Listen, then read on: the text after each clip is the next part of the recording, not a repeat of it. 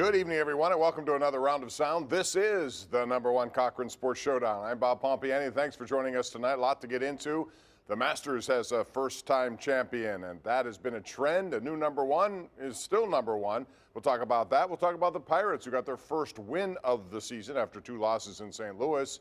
The Penguins, what are they? Contenders or pretenders? But the #1 topic tonight on the #1 Cochran Sports Showdown will be football Steeler-related stuff, beginning with the tragic news that happened yesterday down in South Florida, where we woke up and found the news that Dwayne Haskins had been killed on a highway interstate accident down there, and it was just something that shocked the entire football world, quite frankly. A 24-year-old young man who had so much to look forward to, not just as a football player, but as a person, has so much life to live, and then suddenly just snuffed out like that.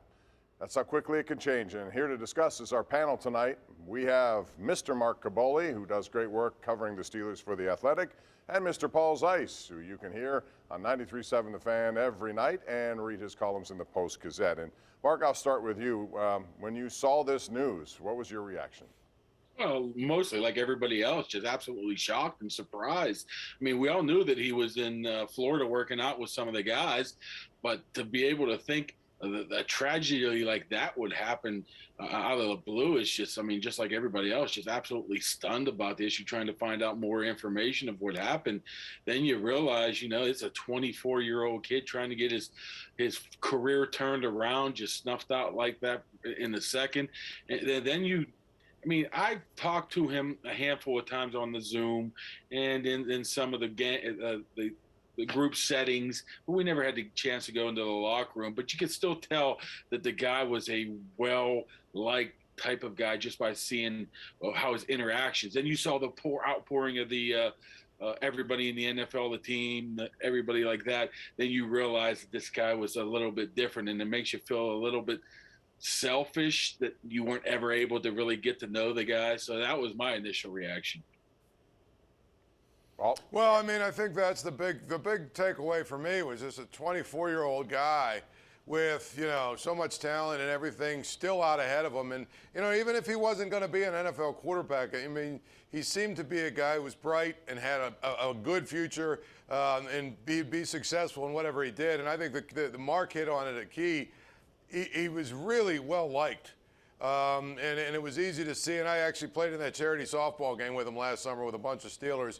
It was really easy to see how well liked he was and just how popular he was. So 24 years old, you know, your life isn't even you know, really getting started. I mean, it's getting started, but you've got so much ahead of you. When you hear a story like that, doesn't matter if he's a Steelers player or if he's just a normal person or somebody that you have no connection to. When you hear somebody 24 and young dying tragically like that, you know, it just is one of those things that breaks my heart. So it went out to his family, his teammates, his friends. I know this has got to be a really, really difficult time because young, I mean, death is always tragic, but young people dying is something that is really, I don't know that I've ever really been able to reconcile in my mind.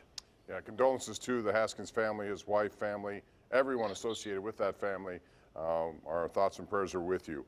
But, you know, even with Dwayne Haskins on the roster, the Steelers have certainly looked a lot at quarterback in this upcoming draft. So the question is, Mark, are they serious about it right now, or are they in the mode of, you know, for years we hear best athlete available? They have a lot of positions they could fill with the #1 pick.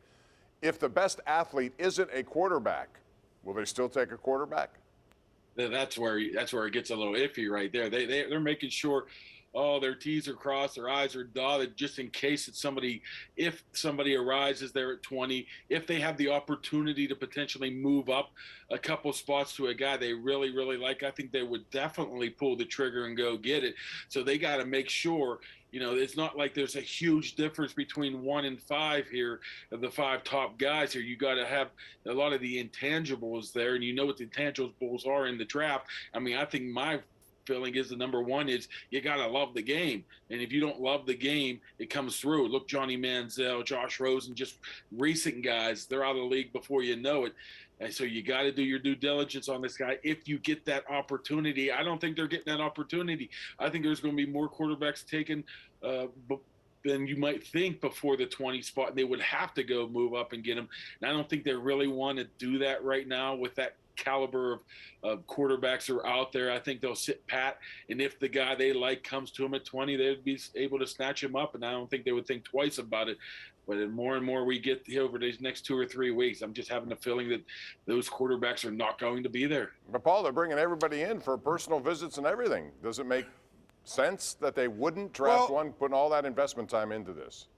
I mean, you can invest a lot of time, but if the guys aren't on the board when you pick, I mean, there's just one of those situations that you can't control. And I agree with Mark that they're going to I really believe they're going to draft a quarterback, even if they have to go up 3 or 4 spots to get one.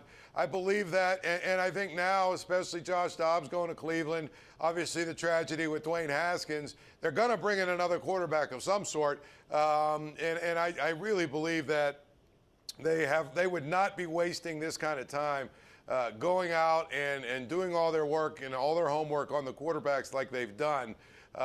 Especially, you know, they have a limited number. What is it, Mark? Like 30 or 28, 30 visits they're allowed to bring guys in, and they've brought like 5 or 6 of them have been quarterbacks. You know, they've spent a lot of time with these guys. I don't think it's a smokescreen. I really believe that come draft day, they're going to, and it's probably not going to get Pickett or Willis because I think those are the 2 guys that will be off the board first. But don't be shocked if it's a guy like Ritter or a guy like Corral that they pick, and that's, you know, that's where they go forward from there. You know, Bob, these 30 visits are a little bit different. I mean, you would imagine they talk to the guys at the Senior Bowl, they talk to the guys at the Combine, the Pro Days, but these 30 visits are a little bit different. They get a whole day to bring them in, put them on the board, see the film, and just absolutely see if they know football. So I think that takes more, you know, that gives you a peek into what they're really thinking. If they're bringing these guys in, want to really know if they know the X's and O's of the games. Those top 30 visits they bring in are very important, and typically they will choose 2 or 3 of those within a span of the drafted, undrafted free agents. So you have to keep an eye on those 30 guys that they bring in. Very short on time. Paul, I'll start with you. 20-second answer. Deontay Johnson, do they sign him in the offseason? The price for quarterback play has gone up. Tyreek Hill, Stephon Diggs, Davante Adams. Yes or no? I do not think I think they will sign him. I would not, but I think they'll come to a deal. I think it's way too much money for him. I think you can find good receivers in the draft. Mark? Yeah, I think they will sign him, but I think moving forward, this money's getting kind of out of control, and I think they will reassess how they evaluate these guys moving into the future because $20 million, I mean, you could go draft one and spend minimum wage for one that's probably just as good. We're going to take a break on that note. When we come back, we'll talk about the Penguins, who split this weekend. They had to go to overtime, work extra hard to get 2 points, but they got 2 points. However, they are trending backwards in the division. What are the Penguins as we head down the stretch? We'll talk about that next right here on the #1 Cochran Sports Showdown.